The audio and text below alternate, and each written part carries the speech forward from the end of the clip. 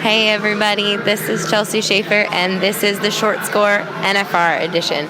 This is round 3 and you guys are in for a treat tonight because Derrick, Begay, and Cory Petska won the round with a 4 flat and they are here tonight on the score. But first, I'll let you know everything else that happened in the rodeo. Aaron Sinigini and Trey Yates split second and third with a 4-1 with Riley and Brady Minor. Fourth was Cody Snow and Wesley Thorpe. Fifth, 6th, and 6th, Caleb Driggers and Junior Noguera. Clay Smith and Paul Leaves, and Luke Brown and Jake Long, they all were a 4 and 3. First in the average is Driggers and Noguera. Second in the average is Aaron Sinigini and Trey Yates. Third in the average is Ren Richard and Quinn Kessler. Fourth in the average is Clay Tryon and Travis Graves. Derrick says it's too early in the rodeo to be talking about the average as he walked by and heard me recording this, but I figured it's worth knowing for you all anyway. The highest earners so far at this NFR are Caleb Driggers and Junior Noguera. That's just in the team roping. They've won $44,128.20 so far, and they're still first in the world. Clay Smith and Paul Leaves are still second in the world, and third is Cody Snow. Wesley Thorpe is fourth in the world. Third on the heel side is Trey Yates. We'll leave you guys with that, but enjoy this interview. They were an absolute trip. They make this job fun. Podcast. Yes, this is the Score podcast. Did you listen to your episode of the Score? Yeah. Okay. Hey guys. What did you think of it when you listened to it? I said too much. Yeah, it's a podcast. How can you say too much? I did. It'd be funny if you didn't talk. Just sitting there in silence. I know, I actually had to remind him, but I did have to remind him throughout the podcast that like he would just sit there and nod for a while. And it's like, they can't hear you. Say something. I'm going to be real basic tonight, like just stay to the point and just try to stick to what you asked me. I won't hold my breath. Okay, guys, you just won round 3. It's round 3. Tell me about the steer. What did you know about it going in? We watched a video on him before the run tonight, and he was the steer we needed. Let's shoot good and stayed in the middle of the arena, and he handled good. And yeah, same for you. Tell me about your run. Walk me through it. The steer was probably the best steer in the bunch tonight, and Derrick did a good job. He took one more swing, got him on a shorter rope, and then the steer handled really good, and let us finish good right in the middle. You were 4th out. You were pretty near the beginning, and it was already a pretty good rodeo, or pretty good round. Did you think 4 flat was going to win it? I don't know. I went back there and unbooted because the team ropings, there's so many good guys here, and the steers are so good you can't tell. So I went back there and acted like I was just going to place. Worked out. Acted like it? Like, was that a superstitious thing? Like, if I take my boots off and... No, it was just kind of like we're 4th out, and there's so many great teams behind you that, and 3 is nothing here. And the steers are really good this year, so I expected there'd be a 3 tonight. Gotcha. All right. Now, before the round started, the guys were back here. A bunch of headers were getting ready, and they were like, "Did you see Begay's trailer in the parking lot?" And somehow, I don't know if I haven't been following your Instagram stories or not, but I didn't realize you brought that trailer here to the NFR. Tell us. Custom built. That's awesome. The custom built trailer. Custom built by Derrick. Begay. So sweet.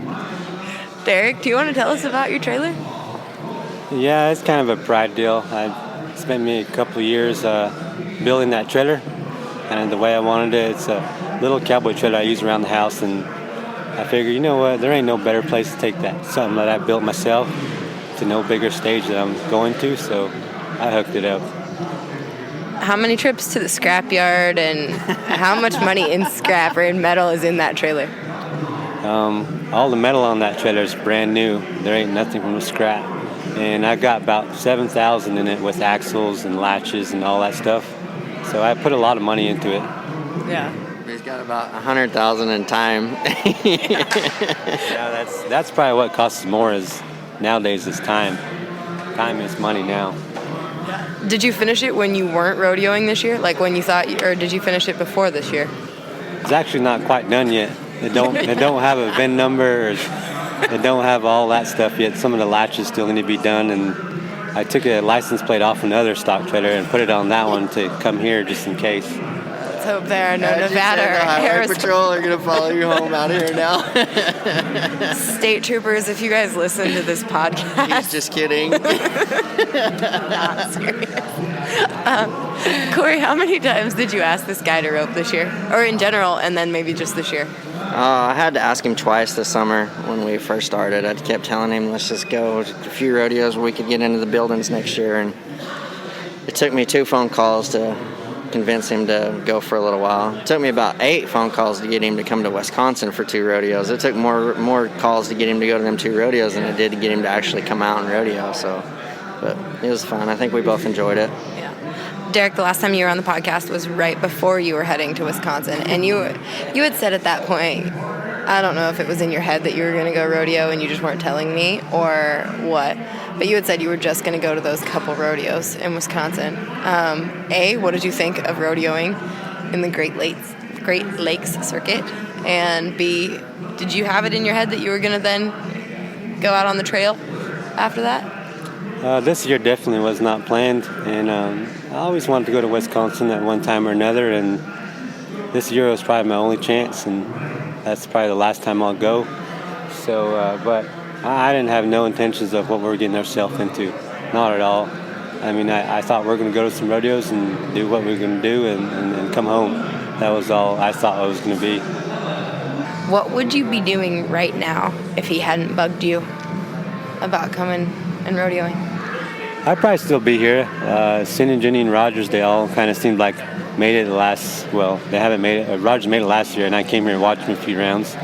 Sin and Jenny made it back in 15 and stuff or whatever, and I came and watched him too. So I like coming out here, seeing all the people and stuff, but I'd probably be here or I'd be at home. Now, Derrick and Eric have a lot of similarities, but a lot of differences too. One of them is that Derrick is a little bit more casual about his practicing than Eric. How was the adjustment? Oh, me and Derrick only practiced once, so it was serious. We had one day to do it, and so everything was serious, no jacking around. And Rogers, it's entertaining when Rogers shows up to the house because there ain't no telling what's going to happen. It's quite the opposite. I might be heading for him, he might be running barrels, like you just can't ever tell.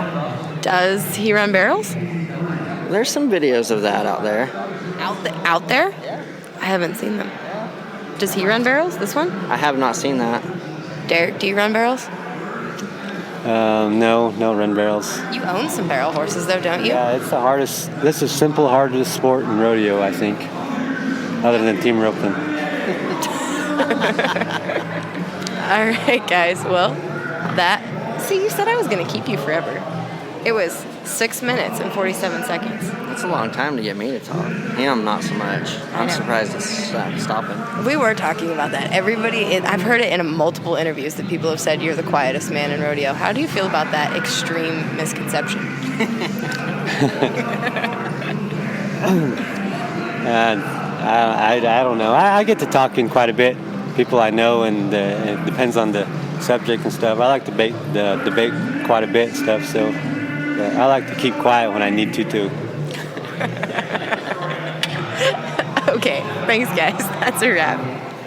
Okay, well, that is an absolute wrap for this short score on the 3rd round of the Wrangler National Finals Rodeo in 2018. Remember, this podcast is brought to you by Resistol hats. We live it every day. Derrick Begay is a Resistol guy. He is the absolute picture of we live it every day.